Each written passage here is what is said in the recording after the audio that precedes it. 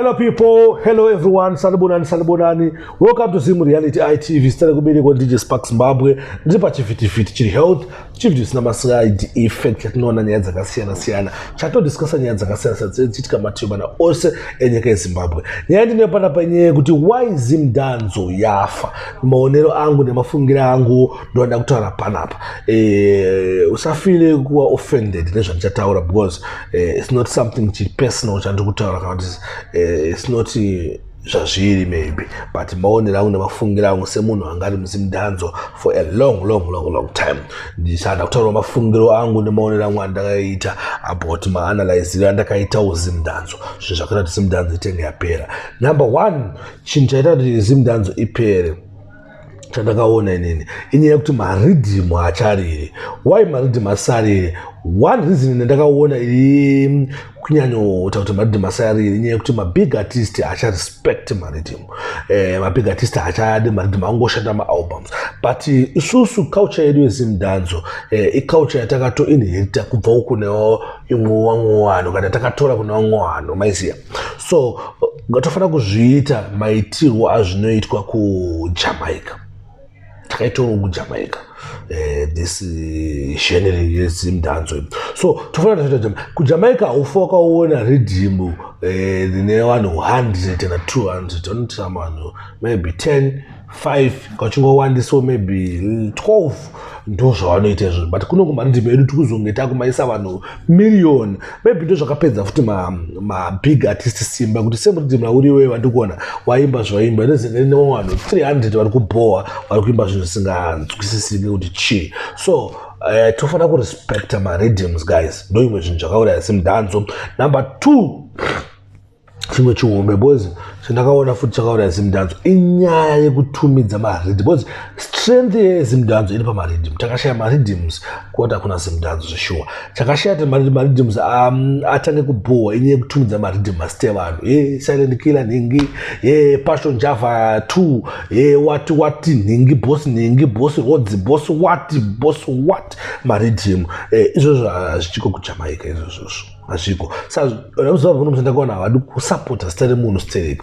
Kuti vakunakidzwa nezita remunhu havazvidi zvikudaro unless watongochuza kufara like epagadzirwa maridhimu akaita Boss G ridhimu, Boss G Nimbe maybe. Because munhu kuti aifarirwa nemaghetto youths. Saka zvinoenderana. So ngatimire zvekutumidza mazita evanhu pamaridhimu. Ngatumidze mazita evanhu ana Deep Love atatagara tinawo maridhimu anga aripo. Kana tatumidza mazita evanhu ngatumidze mazita maybe mastudio takipachira zvida kuadvocate for. Kati chatoda kumarket like Body Slam rhythm, Chew Slam, because my Chew Spoon Body Slam zvabatana. So tikusapota mastables iwayo. Because kusapota bosi zvavo vamwe vacho zvati bosi vavo vakutotibira mari kana kuti vakuba mari dzenyika kana kuti vari kuita sei, you know, something like that.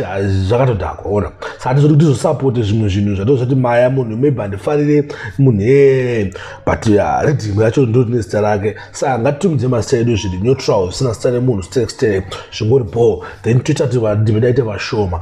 Then ngatitry by all means mabig artist ibasa renyu guys kuti musimudze maartist. Zim Danzo haendi kumberi pachinge pasina maartist new blood zvekusimuka kubva pakapinda Kurura naEnzo Aishawo naBazuka naPumako. Akutina mamwe maZim Danzo artist akazouya akazosimuka akatora mari. Ndosaka muona Zim Danzo yapera futi. Zim Danzo inofanira kunge ichisimudza new blood, new one. Tasiya kuti hip hop ratinayo yakutanga ida kuenda on top of the game. Though isati yaendayo on top of the game. Zvasandabvuma. But atingata kuti Zim Danzo yabva yatofa just because tina Wingy D, tina Freeman, tina Killer T, tina Sekalazi, tina Enzo Aishawo, all of them artists akutorwa masumba arikurira. Tingati yafa semata but yadzikira yada kunofa and ikutofa zveshuwa. Takada zvekutamba ngapange paine new blood. Ngatitry by all means. Atichefantana ino kuti munalo that power rekusimudza maartist na levels, but try kusimudza mamwe new artist, new blood ndoda zvitangidza. New blood ndoda zvinokumbira amagugudira anomaintaina level, anodzikamisa chinhu. But new blood ndoda chitise chiramba chichisimuka, chiramba chichienda kumberi. Because new blood obviously another new styling pattern, new lyric, new everything new. Saka ndo zvakakosha. Ngatitry by all means kuti simnanzo yedu tinge chini new blood so far zvadangu ndingotaura chete ndataura nyaya yekuti mabhosi ningi maredeems too much maredeems futi hafani kuzowanda chisport peuka magore makatipo maredeem kana 4 chete kana 5 maredeem but akanyatsoshandwa aina vanhu vashoma aina vanhu vakagona maredeems zvinotibatsira maproducers mamwe aneta competition hamusisina judgment yadi yairidza mangoma yacho vakanetsana DJ Flavor naye hakusisina that combination radio kwacho Temboman and Gary B hakusisina mumwe akuita zvake so you need this strength but unity inotangira kuma-artist ma-artist ana kubatana let's try by all means kuti tibatane kunofanira kuenda mamwe akanobatana kuzoti mamwe anenge achifaitawo